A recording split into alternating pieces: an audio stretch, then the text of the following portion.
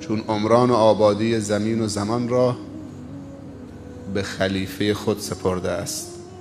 در نتیجه باید با نعمتهای مادی و معنوی جانشین خود را کامل و قوی و توانمند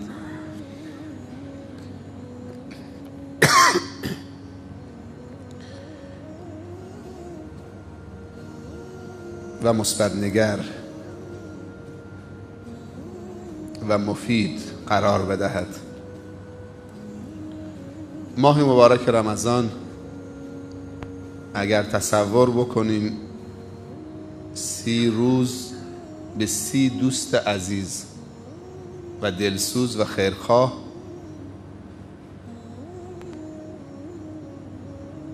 که این دوستای عزیز و خیرخواه و دوست داشتنی و دلسوز یکی بعد از دیگری دارن فوت میکنن. تا الان 20 تاشون فوت کردن.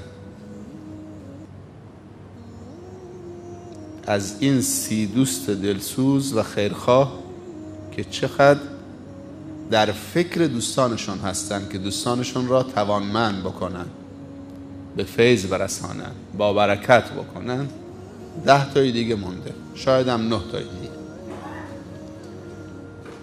آیا معقول و منطقی است که ما بگیم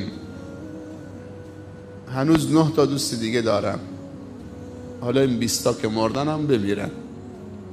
آیا کسی چنین چیزی گفته؟ دوست خوب اگه 1000 تا هم باشه یکیش بمیره بازم خلایی ایجاد میشه. هیچ کس نمیگه که 1000 تا دوست خوب دارم حالا یکیش بمیره، حتی یکیش. رمضان واقعا دوست خوبه. تصوری غیر از این درباره رمضان داشتن خطاست، منصفانه نیست. خوبی های رمضان رو تو زندگی خودمون و خانوادهمون و فرزندانمون و دوستانمون و همسایگانمون و جامعه اسلامی و انسانی داریم میبینیم. رمضان یک دوست جهانی است که خیرات و برکاتش به کل بشریت در جهان میرسد. نه تنها به بشریت بلکه به کل مخلوقات. وقتی بشریت در رمضان آرام بگیرد، من کاری ندارم اگر 1,300,000,000 مسلمان تو رمضان درست بشن که قبل از رمضان دچار مشکل بودن، خطا میکردن، مشکلات ایجاد میکردن، مشکل آفرینی میکردن و در نتیجه هم نوعانشون و کل موجودات از خطاهای اینها رنج میبردن، آزرده میشدن. تصور بکنید تو این ماه این 1,200,000,000 300,000,000 به درگاه خدا توبه بکنن. موجودات چه نفس راحتی میکشن و برکات چقدر فراگیر میشود. در یک جامعه 10,000 نفری یک مجرم وجود دارد که خواب و راحتی و امنیت و آرامش رو از مردم گرفته. وقتی که این یک نفر توبه میکند، من نمیگم میمیرد، ما خواهان مردن برادران و خواهرانمون که به خطا رفتن در خطا بمیرن راضی نیستیم. خدا نکنه که فرزندان ما با خطا بمیرن، در حال شیطنت بمیرن. ما دوست داریم که توبه بکنن و حیات پیدا بکنن و با توبه بمیرن. وقتی که توبه میکنه این جامعه 10,000 نفری چقدر نفس راحت میکشه و دعای خیر میکنن برای کسی که سبب هدایت اون شده. ایمان یعنی راحتی، یعنی امنیت، یعنی آرامش. فلیعبدوا رب هذا البیت الذی اطعمهم من جوع و آمنهم من خوف. اگر رب اون بیت ما بپرستیم، بهش ایمان بیاوریم، هم رزق و روزی زیاد می شود و از قحطی نجات پیدا می کنید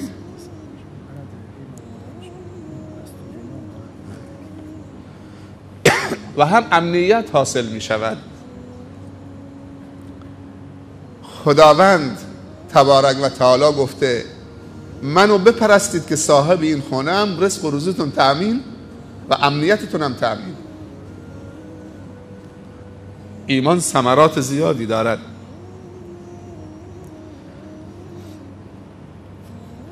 امشب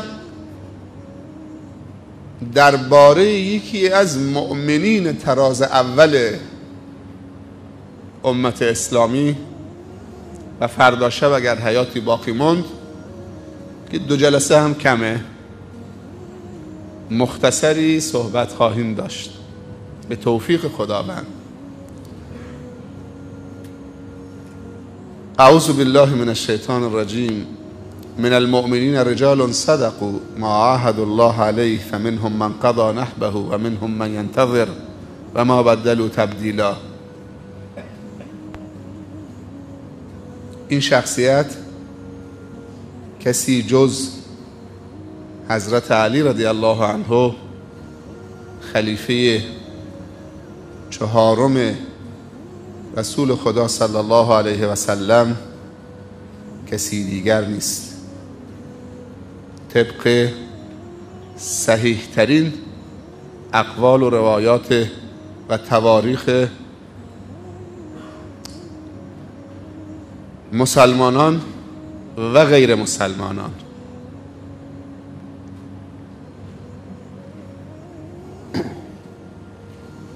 زندگی این شخصیت ها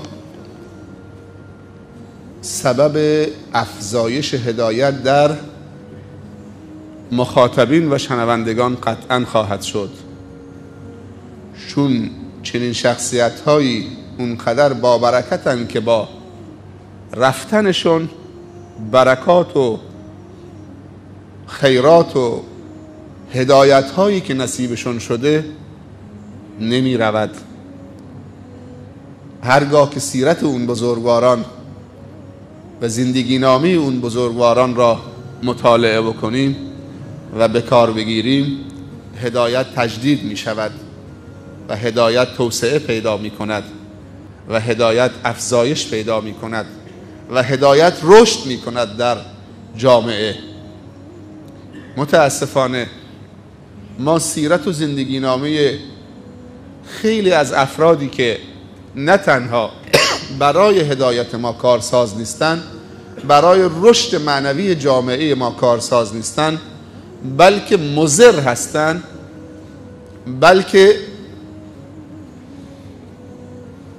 منفی هستند، متاسفانه سیرتشون و زندگی نامشونو کاملا، حالا چه فوتبالیست باشن، چه خواننده باشن، چه هنرپیشه باشن،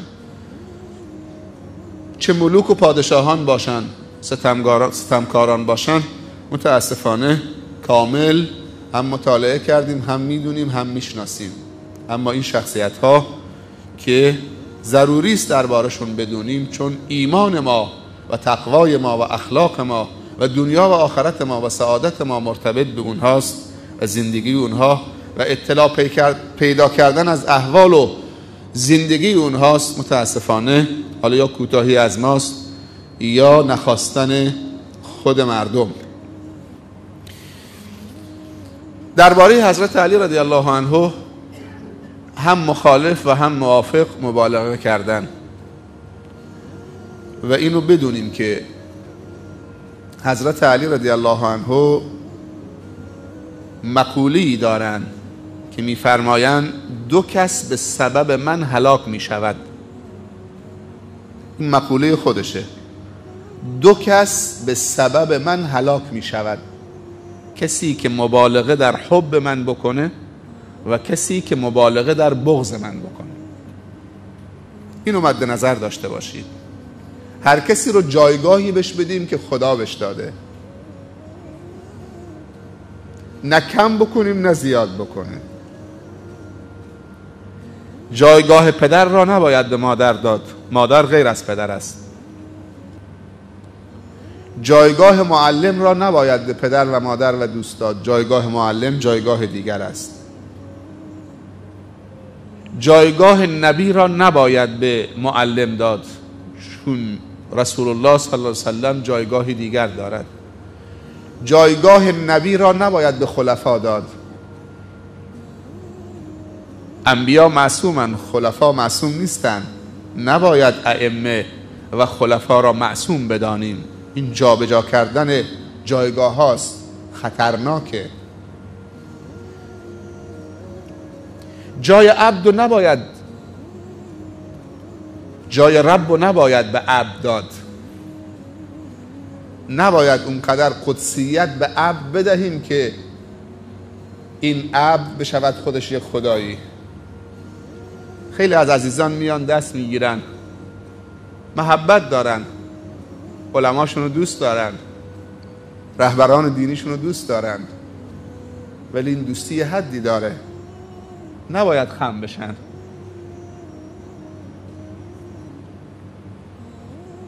ما و امثال ما نباید اجازه بدن که خم بشن، دستانشون رو ببوسن. غافلگیرانه باشه ما مقصر نیستیم، ولی اگر تو دلمون این بیاد که مردم باید خم بشن دستمون ببوسن، این که مردم هدایت بشن این تاجی است بر سر ما و امثال ما. خیلی از خم شدن و دست بوسیدن اصلا قابل مقایسه نیست. اگر بگم بهتره پس دست بوسیدن هم بد نیست. هدف تبلیغ علما اینه که رابطه عبد و رب رو با همدیگه تقویت بکنن. اگر عالمی آمد که رابطه عباد الله رو با خودش تقویت بکنه، این خودش یک خدا جا زده و این خیلی خطرناکه.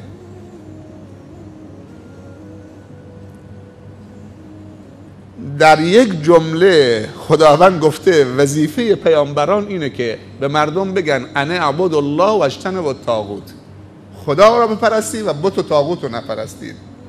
حالا چطوری من خودم یه طاغوت شدم؟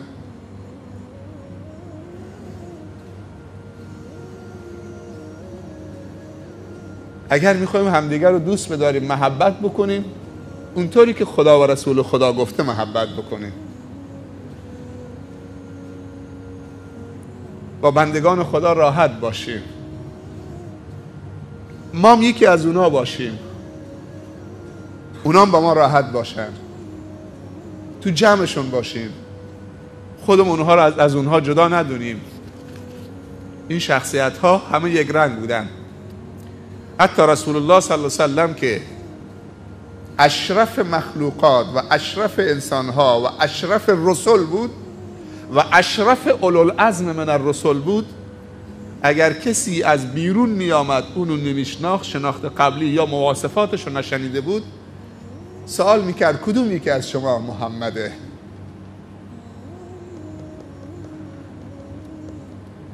عبدالرحمن ابن عوف وقتی بین بردگانش و غلامانش می نشست، اون میلیونر صحابه کسی تشخیص نمیداد کدوم یکی عبدالرحمن کدوم یکی غلامشه.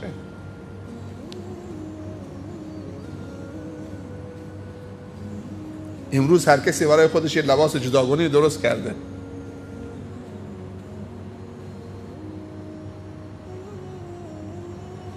یه جست خاصی رو حساب خدا و دین خدا بر مردم سواره.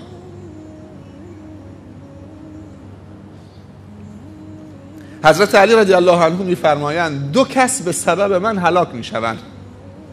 یکی کسی که اعتقاد الوهیت در من داشته باشه، یعنی مبالغه در حب من که جایگاه منو ببره بالا و اعتقاد داشته باشه که جزئی از الوهیت در من وجود داره، یا همین اعتقادی که حضرت علی معصومه. من در یه سمیناری در تهران شرکت کرده بودم با حضور رئیس جمهور خاتمی، رئیس مجلس، در روز تولد حضرت علی بود. NGO-ها رو دعوت کرده بودن از کل کشور و خیرین مدرسه ساز کشور. مجری اونجا بود، خیلی مبالغه میکرد، به جای رسید که گفت علی هو الاول و الاخر و الظاهر و الباطن. چیزی نمانده بود که بگه و هو علی کل شیء قدیر.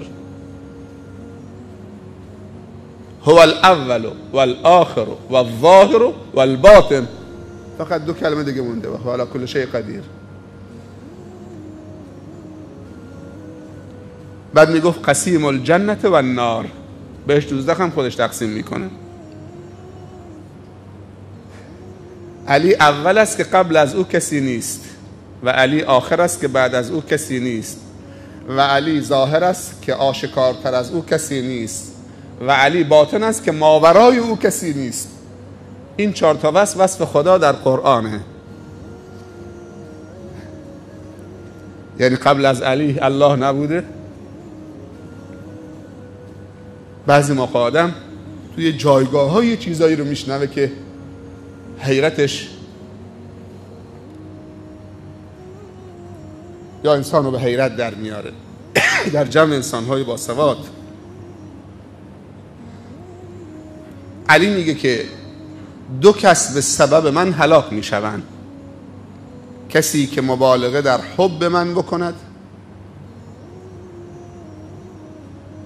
و کسی که مبالغه در بغض من و کراهیت من بکند. علی اللهی داریم، خوارج هم داریم، اباضی ها و خوارج که جزو شیعیان علی بودن، بعد برش خارج شدن، بعد شدن خوارج. از مریداش بودن، بعد شدن بر علیهش و اسمشو کف پاشون می نویسن. و بعد حضرت علی رو به شهادت رسوندن. ابن ملجم مرادی. این مقوله رو از حضرت علی داشته باشید. نه مال منه، نه مال بابای منه، مال خودشه. چون میترسه از مقامش. مقامش عبده، مقامش رب نیست. حضرت عمر رضی الله عنه میفرمایند که داماد حضرت علی بودن. ام کلثوم دختر فاطمه زهرا همسر حضرت عمر بودا. میگه روز قیامت اگر خدا صدا بزنه که همه خلایق بهشتی هستند مگر 1 نفر بهشت نمیره، عمر فکر میکنه اون 1 نفر عمره.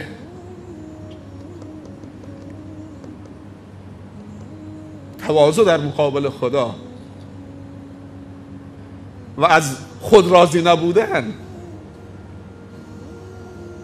همه یک قالب بودن ها. حضرت ابوبکر چی میگه رضی الله عنهم اجمعین؟ میگه روز قیامت اگه 1 پام تو بهشت باشه 1 پام خارج از بهشت، ما امنت مکر الله، بازم مطمئن نیستم تا هر 2 تا پام توش نگذارن. ما چرا اینقدر مبالغه میکنیم؟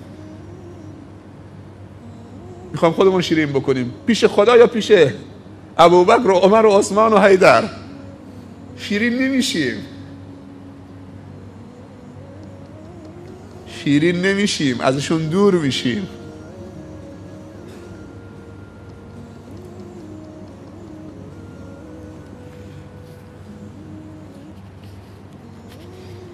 حضرت علی رضی الله عنه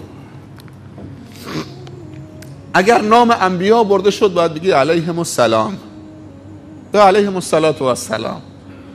اگر نام رسول الله صلی الله علیه و سلم برده شد باید بگی صلی الله علیه و سلم یا علیه الصلاة و السلام. 1 بار صلوات فرستادن بر پیامبر 40 تا فایده داره. مجال نیست من 40 تاشو بگم، ولی یکی از فوایدش خدا 10 بار بر اون کسی که صلوات فرستاده 1 بار درود میفرسته. این یکی از فوایدشه. 39 تا دیگه داره. تو کتاب التقاط الدرر و اختطاف الثمر هر 40 تا فایده 1 بار صلوات نوشته شده و علمای بزرگ کتاب خاص نوشتن در مورد فواید صلوات. 1 بار صلوات 40 فایده کمه.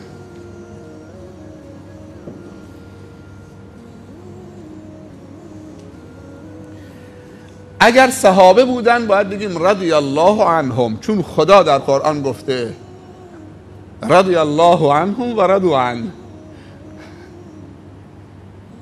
لقد رضی الله عن المؤمنین اذ یبایعونک تحت الشجره. اهل بیعت الرضوان که 1400 نفر بودن. صحابی به چه کسی گفته می شود؟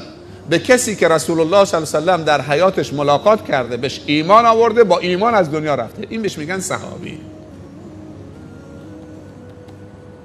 اصطلاح صحابی، وقتی گفتیم صحابی رسول الله صلی الله علیه و سلم، اگر کسی در زمان رسول الله صلی الله علیه و سلم ایمان آورده ولی شخصا ملاقات نکرده حضورا، این صحابی نیست. یا ایمان آورده بعد مرتد شده مرده، از دین برگشته، با ایمان نه، اینم صحابی نیست. باید بگیم رضی الله عنه. تابعی به چه کسی میگن؟ به کسی که صحابی رو دیده. و تابع تابعی کسی که اونا باید بگیم رحمهم الله. و هر عالم مسلمانی که خدمت به اسلام کرده و دین مبین اسلام کرده و مسلمین کرده، اگر از دنیا رفته، وقتی که نامش میاد باید بگیم رحمه الله. و سایر مردگان، و خدا جزای خیرشون بده از خدماتی که به اسلام و مسلمین انجام دادن. اگر زنده است باید بگیم چی؟ حفظه الله، خدا حفظش بکنه. اینا رو داشته باشید. حضرت علی رضی الله عنه، نام پدرش عبدمناف. شما پدر حضرت علی رو با این اسم نشنیدید، عبدمناف. معروف به کنیش، کنیش ابو طالبه، مشهور به کنیش ابو طالب. اسمش عبدمنافه، پسر عبدالمطلب، پسر هاشم، پسر عبدمناف، قرشی. تو هاشم به رسول الله میرسه، پس تو جد دوم سومش به رسول الله صلی الله علیه و سلم میرسه. مادرش کیه؟ ابو طالب کسی بود که در سن 8 سالگی عبدالمطلب فوت کرد. پیامبر 8 سالش بود. وصیت کرد که این نوه منو، به پسرش ابو طالب عبدمناف، این نوه منو مثل فرزند خودت، مثل چشمت ازش نگهداری میکنید. وصیت کرد بهش، چون میدونست که این آینده درخشانی داره این نوه که اسمش محمده صلی الله علیه و سلم. محمد یعنی ستوده شده در زمین و آسمان. آن محمد که احمدش خوانند، نور چشم دو عالمش خوانند. این اسم فقط بوی صلح و صفا ازش میاد و دوستی. من نمیتونم حتی تلفظش خشن بکنم، میشه؟ نمیشه اصلا. ولی وقتی میگی فرعون نمیخواد که حنجرت کلوف بکنی، اصلا فرعون فقط بوی خون ازش میاد.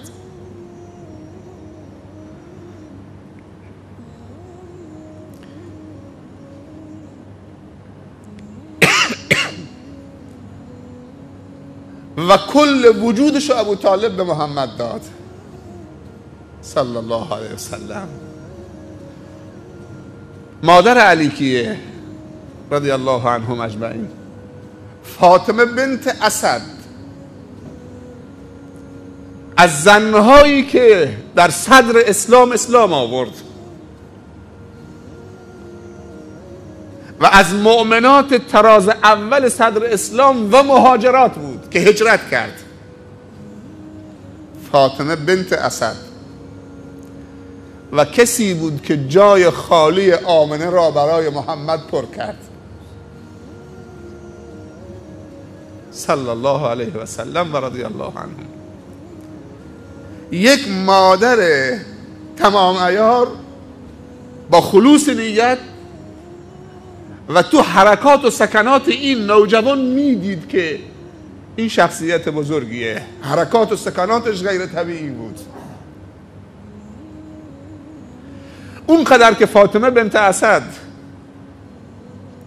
به محمد توجه میکرد و فرزندانش توجه نمیکرد.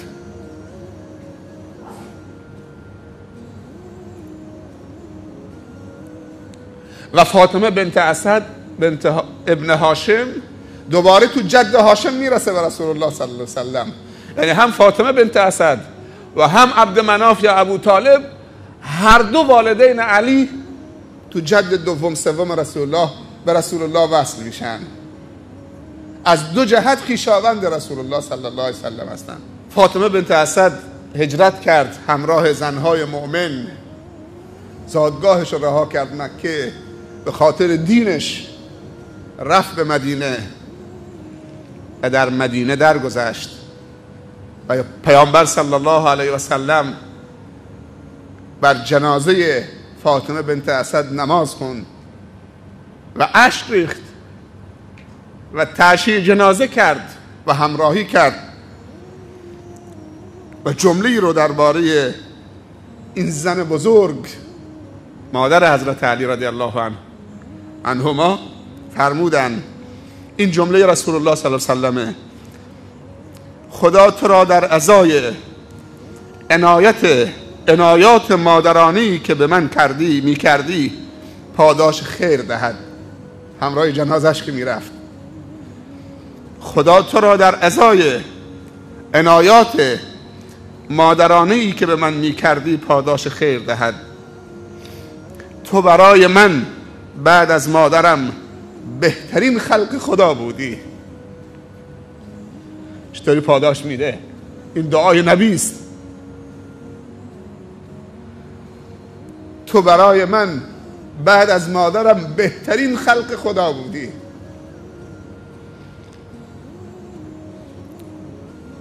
وقتی این دید نسبت به مادر حضرت علی داره که در حقش مادری کرده، چه دیدی در حق علی داره؟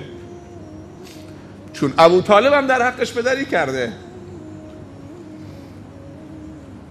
گرچه نهایتا ابو طالب بهش ایمان نیاورد، تو شرم حضور واقع شد. از دیدگاه اهل سنت ابو طالب ایمان نیاورد، با وجودی که قلبا میدونست و 100% حمایت کرد، ولی گفت من بر دین آبا و اجدادم میمیرم. شرم حضور مانع شد و پیامبر ناراحت شد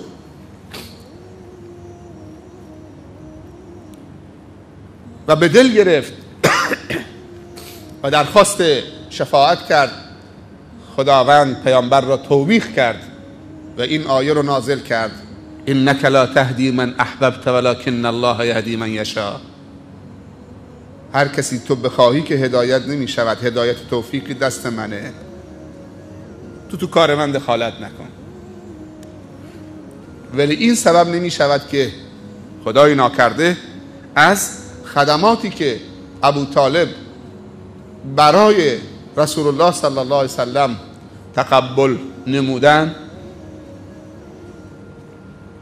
تنقیص بکنیم یا کم بکنیم.